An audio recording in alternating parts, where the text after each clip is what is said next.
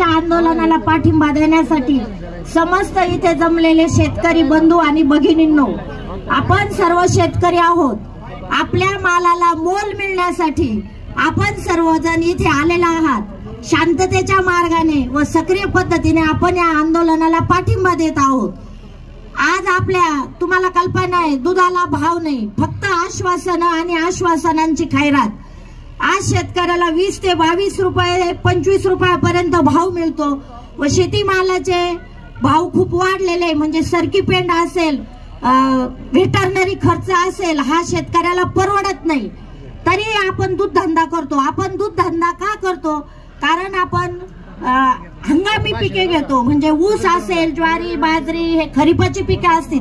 परंतु 8 दिवसाला आपला बाजारहाट, आपला उदरनिर्वाह, आपला प्रपंच, आपल्या मुलाबाळांची फी असेल, आपला दवाखाना असेल, हे सगळं आपण दुधातून खर्च करतो. दूध हा आपला प्रमुख धंदा असतो. जरी शेतीला पूरक धंदा म्हणून दुधाला मान्यता आहे, परंतु हे आपल्या जीवनाचं मोठं साधन आहे. जशा प्रकारे नोकरीदाराला महिन्याला पगार होतो, कामगाराला आठवड्याला पगार होतो, तसं आपलं दुधाचा आपला व्यवसाय असतो. आणि ह्या व्यवसायाकडं पूर्णतः म्हणजे वर्षापासून दुर्लक्ष चालू आहे. शेतकऱ्यांनी इतके आंदोलन केले, मी राहता भागात आंदोलन केले, परंतु कुठेही म्हणजे एकदम हिरिरीने, व शेतकऱ्याचा हा मोठा प्रश्न आहे, त्याच्या जीवन मरणाचा प्रश्न आहे, त्याच्या चरितार्थाचा प्रश्न आहे, त्याच्याकडे हेतू पुरस्कार दुर्लक्ष करण्याचं चालू आहे. आणि जे खासदार आमदार आहेत ते शेतकरी, खूप मला आनंद वाटला. लाडकी बहीण योजनेचा लाभ माझ्या भगिनींना, मातांना, सगळ्यांना हो, आमचाही त्याला पाठिंबा आहे. परंतु मला मुख्यमंत्री साहेबांना सांगणे, लाडक्या बहिणीपेक्षा लाडकी अर्धांगिनी, लाडकी पत्नी लई महत्वाची.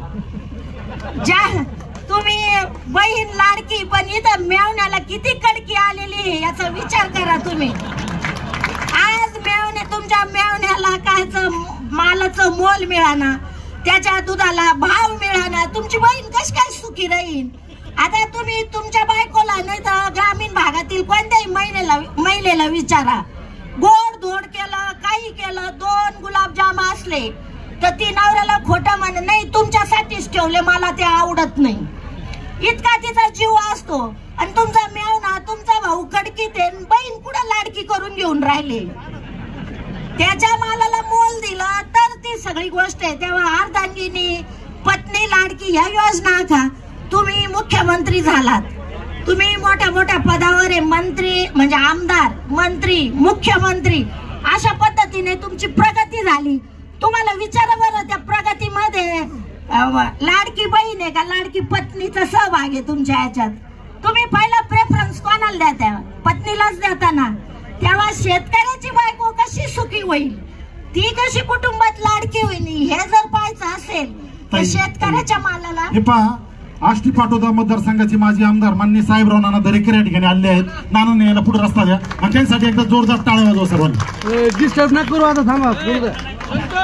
संतोष बोलू दे त्यांना.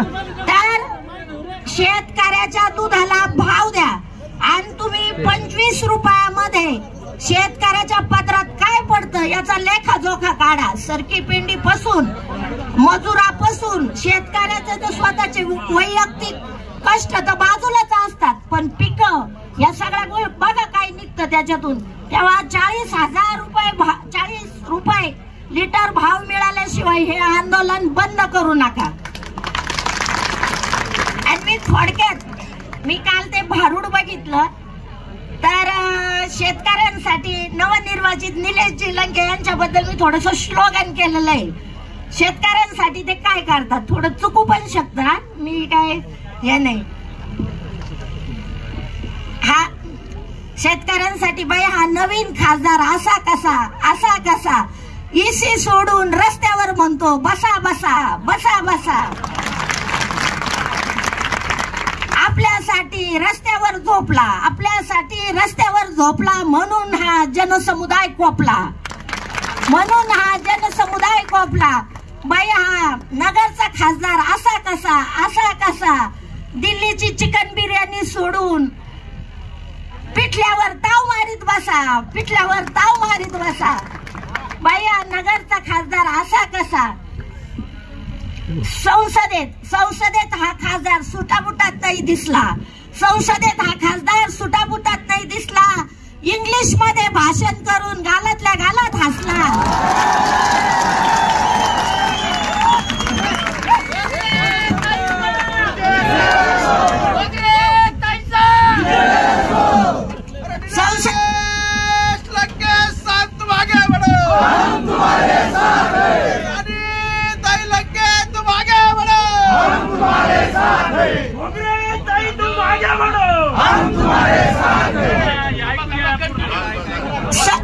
संसदेत हा खासदार सुटाबुटात नाही दिसला.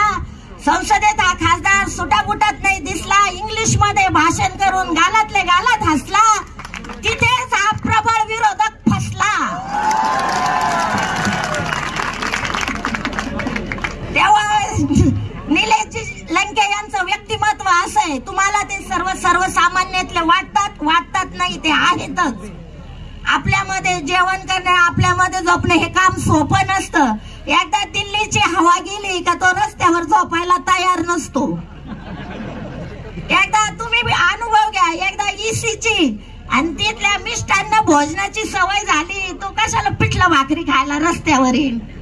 परंतु आपल्यासाठी जे जनमानसातले सर्वसामान्य शेतकरी कुटुंबातले नेते आज इथे उभे आहेत आणि त्यांच्या पाठीशी उभं राहणं आपलं काम आहे. ज्या वेळेस आपल्या मालाला मोल मिळेल, आपल्याला हे अनुदान सुद्धा नको 5 रुपये. ते डेअरीवाल्यांना विचारलं का काय झालं, ते म्हणतात ते काय तुमचं आमका आलं नाही, कागदपत्र झाले नाही, ते 2 महिन्यापर्यंत होतं आणि ते 1 महिन्यापर्यंत होतं. आपल्याला काही वेळ नसतो. डेअरीला दूध घातलं का आपल्या मागे 1756 कामं राहतात. त्यामुळे आम्हाला रोख आमच्या हातात 40 रुपये द्या. ते अनुदान बिनुदान तुम्हालाच राहू द्या म्हणा. पालकमंत्र्यांना सांगा हे असे काही थापा द्यायचे काम करू नका. अशा पद्धतीने आपण सर्वजण इथे आलेला आहात. आणि लंकेंच्या बाबतीत हे म्हणन ते मस्तपैकी BMW असं फिरायचं सोडून लोकांना म्हणतात ट्रॅक्टर मध्ये बसा. ही पण वाखण्याजोगीच आहे. असा आमदार असा कसा ट्रॅक्टर मध्ये म्हणतो बसा बसा बसा बसा. अशा पद्धतीचं हे व्यक्तिमत्व आहे.